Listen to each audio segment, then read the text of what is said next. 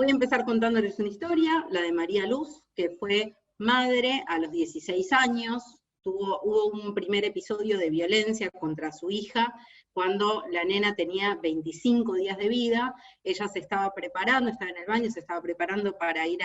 al médico a hacerse el control de los puntos de la cesárea, y escucha un grito de la nena, sale del baño y la encuentra desvanecida, y el padre de la nena, que es otro adolescente de 18 años, le dice que se le estuvo por caer y que entonces la atajó y se golpeó con el hombro y bueno, la llevan al hospital, en el hospital la ven, la dejan en observación unas horas y la dejan ir a la casa. En el hospital esa primera vez lo que sugirió el padre de la nena es que digan que la bebita se había caído de un futón para que los atendieran más rápido. Entonces, digamos, dijeron esta mentira, los atendieron, luego le dieron el alta, pero al otro día la nena tenía problemas neurológicos y entonces la terminan internando nuevamente y tiene una internación larga. En el hospital se dan cuenta de que lo que habían dicho la mamá y el papá de la nena era una mentira, que no había sido ese el mecanismo de producción, sino que la nena había sido sacudida. Y esto es un signo típico de violencia infantil, y por este motivo justamente se da intervención al Consejo de Niñas, Niñas y Adolescentes, que empieza justamente a conversar con la familia acerca de qué medidas se va a haber que tomar para poder proteger los derechos de esta bebita. En este contexto aparece la mamá de María Luz y dice que el padre de la nena es violento. Sin embargo, el Consejo de Niñas, Niñas y Adolescentes continúa en su intervención y decide, digamos, considera que el hecho, digamos, esta sacudida se produjo más bien como producto de una inexperiencia de una madre y un padre muy jóvenes, y los manda de vuelta a la casa de la abuela de María Luz, donde iban a estar, bueno, siempre o con la abuela o con otros dos tíos de María Luz, que siempre iban a estar presentes en la casa, supervisando esta parentalidad tan joven. Unos días después de que vuelven a la casa con la bebita, el novio de María Luz, el papá de la nena, la llama a María Luz a la escuela, porque María Luz con 16 años no había terminado el colegio, y le dice que van al hospital porque de vuelta la nena estaba inconsciente. En el marco de esa tercera internación, la niña muere y María Luz está condenada por homicidio por omisión de su hija. Y este caso viene a cuento de lo que les voy a contar, de una parte de mi investigación del doctorado, que es sobre la criminalización de las madres por delitos de omisión contra sus hijos e hijas. Y parte de esta investigación lo que demuestra, lo que evidencia, es que el cuidado infantil, digamos que la contracara de ver el cuidado infantil como una cuestión privada, como una cuestión que pertenece a las familias, es justamente la criminalización de las malas madres. Porque si el cuidado infantil es un problema de las familias, y dentro de las familias las encargadas del cuidado son las madres, primordialmente, los daños que sufren los niños y niñas por alguna falta, alguna deficiencia en esta protección, va a ser culpa de una mala madre. Y en ese marco, digamos, mirándolo, digamos, como un problema privado de las familias y específicamente que recae sobre las madres, la respuesta penal es la que aparece como el camino a seguir. Entonces, para contarles un poco cómo, digamos, en qué consiste esta investigación, la investigación es básicamente con casos, tengo 50 casos, 50 sentencias, y digamos, traté de buscar más información sobre esas sentencias, que vayan por fuera de lo que dice la sentencia, y bueno, son 50 casos. En 36 de ellos, los daños contra los niños y niñas tienen que ver con una situación de violencia. En 5 casos, los daños tienen que ver con situaciones de pobreza y de vulnerabilidad, que tienen que ver con falta de alimentación, o digamos, deficiencias en la alimentación, o incluso situaciones de habitabilidad, de habitación, digamos, de la vivienda, que son inseguras.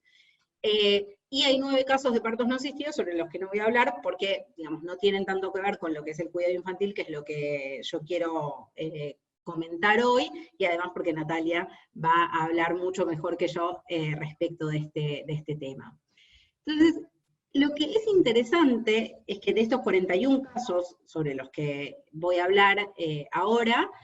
en 23 de esos casos hubo intervenciones institucionales previas al hecho, digamos, que genera la criminalización de la madre por un delito de omisión.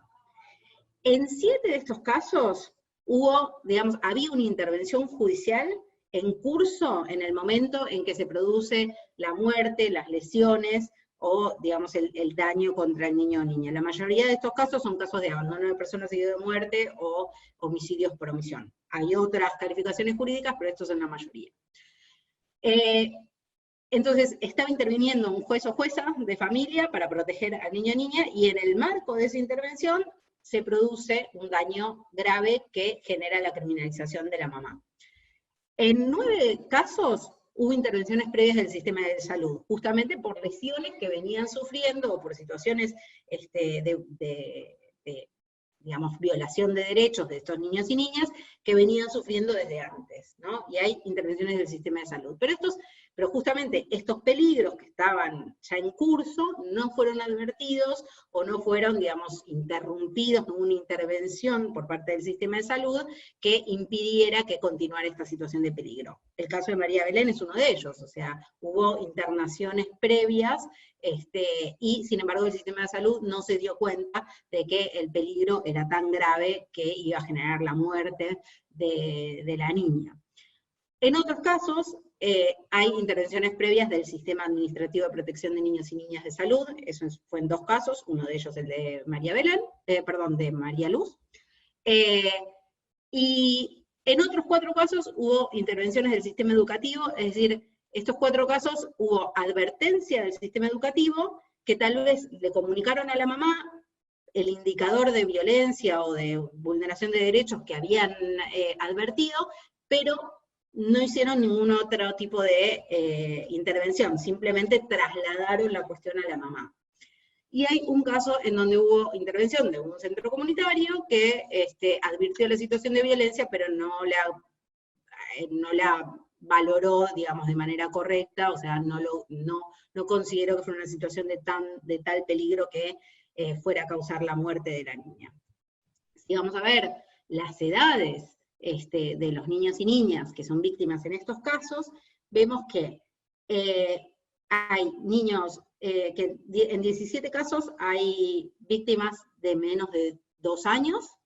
en 15 casos, o sea, hay 15 víctimas que tienen entre 2 y 5 años, y más de 5 años hay 12 víctimas, de las cuales 8 son por abuso sexual, que yo creo que tienen, digamos, características diferentes. ¿Y por qué hago esta distinción o esta división, no? Primero, bueno, obviamente mientras más chiquitos son los niños y niñas, más frágiles son, digamos, respecto de las necesidades que tienen y los cuidados que tienen. Pero sobre todo, la división tiene que ver con el inicio de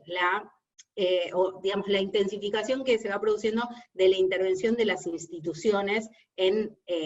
las maternidades. A partir de la escolarización obligatoria, que es a partir de los 5 años, ahí, digamos, por lo menos está el sistema educativo. Pero antes de eso, antes de los 2 años, hay prácticamente ninguna instancia a la que la madre deba acudir para, digamos,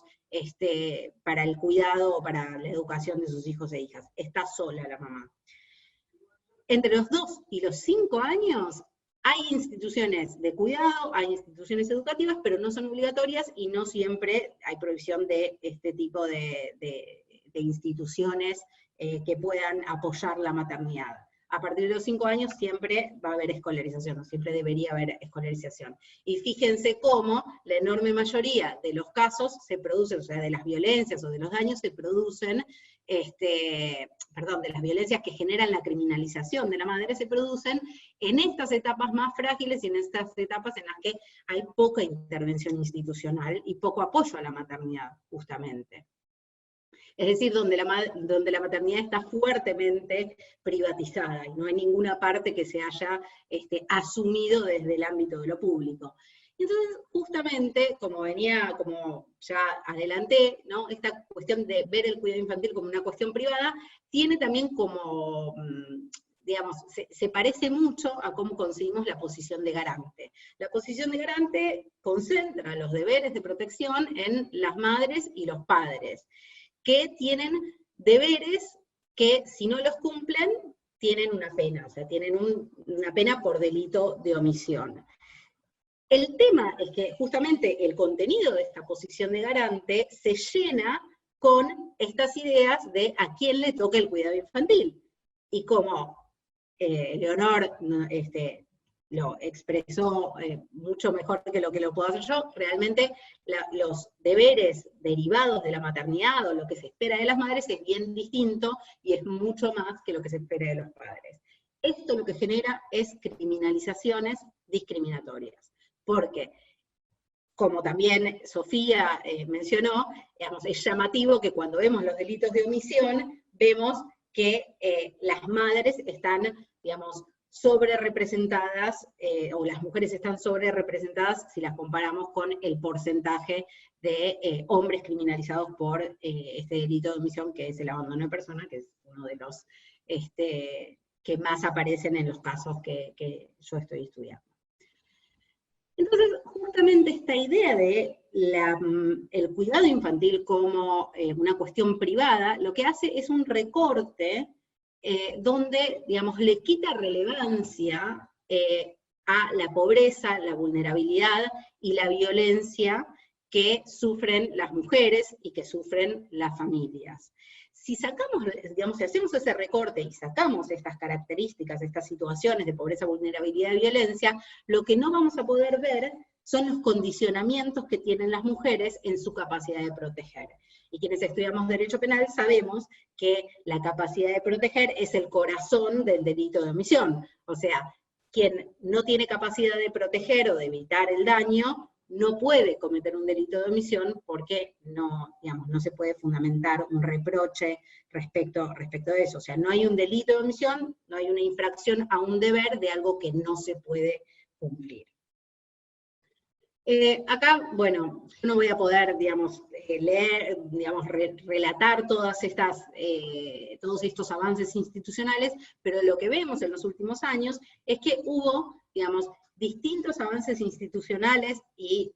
distintos avances de la movilización social en torno a la violencia de género, que, digamos, van tendiendo a crear instituciones que den respuesta a las mujeres víctimas de violencia, que generan acceso a la justicia, y que van poniendo la cuestión de la violencia de género y también la violencia familiar como un tema que pertenece a lo público. Sin embargo, y bueno, obviamente, digamos, tenemos que mencionar la movilización masiva de Ni Una Menos a partir de 2015, que, digamos, pone definitivamente el tema en agenda y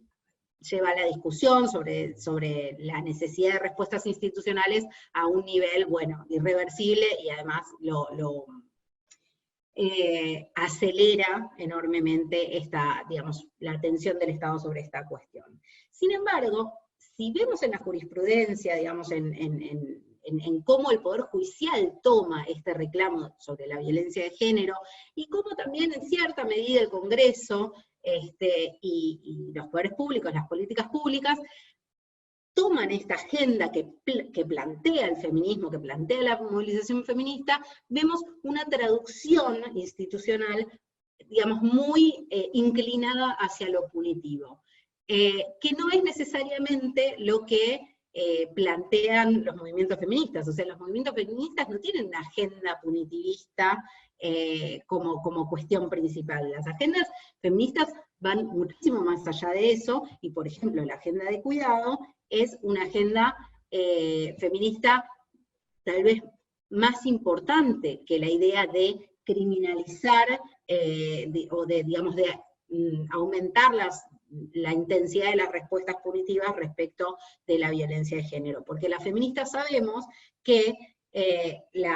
digamos, lo asistencial, lo que es apoyar la autonomía de las mujeres o mejorar las situaciones viven las mujeres, contribuye mucho más a que las mujeres sean menos vulnerables a situaciones de violencia que el ingreso del derecho penal, porque quienes estudiamos derecho penal sabemos muy bien que el sistema penal no, digamos, no les sirve a las mujeres para resolver sus situaciones, sino que en gran medida revictimiza y genera problemas que las mujeres que denuncian no tenían hasta ese momento. Entonces, lo que mi investigación sugiere es que la criminalización de las madres parece ser como una consecuencia inesperada de esta forma de institucionalización del reclamo contra la violencia de género, una consecuencia inesperada, indeseada, de la institucionalización del reclamo contra la violencia de género. ¿Por qué? Porque les hemos pedido, o hemos, digamos, llegado a mandar policías, fiscales, jueces que no hicieron la capacitación sobre la ley Micaela, o que no tienen, digamos, perspectiva de género, y no entienden cómo funcionan las dinámicas y los efectos de la violencia de género, los pusimos a mirar adentro de las casas de las familias en las que hay violencia. Y cuando lo que encuentran son niños y niñas sometidos a violencia, lo que ven es una mala madre. Una madre que no ha cumplido bien su rol, una madre que no protegió. Entonces termina, digamos, criminalizada la mujer en lugar de ser vista como víctima de violencia. En conjunto con, o sea, víctima de la misma situación que damnificó a sus hijos e hijas, básicamente. Entonces, para ir cerrando, digamos, la idea es, el feminismo tiene muchísimo que aportar para esta discusión, o para pensar cómo reformular la protección de la niñez respecto de situaciones tan graves como las carencias estructurales, la vulnerabilidad, la pobreza y también las situaciones de violencias. El feminismo, yo creo que ha contribuido mucho a la visibilidad de la violencia contra la niñez, y puede contribuir mucho también para pensar qué políticas públicas hacen falta para protegerlos y protegerlas de este tipo de situaciones que hoy están generando la criminalización de las madres. Entonces, sobre esto podemos decir que la criminalización de las madres es contraproducente, porque aleja a las madres de acudir a las instituciones, al sistema de salud, a hacer una denuncia, y produce, paradójicamente, produce una alianza con el agresor, porque digamos, le genera, genera una necesidad de encubrir al agresor por miedo a ser criminalizada ella misma, o al reproche que se le puede hacer por ella haber permitido esa situación de violencia. Por otra parte, lo que tenemos que pensar es en qué capacitaciones institucionales tenemos que dar al sistema de salud, al sistema educativo, para que detecten justamente estos indicadores de violencia, y sobre todo que sepan intervenir de manera eficaz. Es decir, que no devuelvan el problema a la madre, a lo privado, como si la madre fuera a poder, digamos, evitar estas situaciones de peligro. Entonces, de lo que se trata, la idea, lo que tendría que haber es políticas públicas que refuercen la autonomía de las madres. Debería haber una redistribución de deberes, y no la concentración que produce esto de la posición de garante, y entonces apoyar el cuidado infantil y el Estado debería aliarse con las madres para poder proteger a los niños, niñas y niñas. Muchas gracias.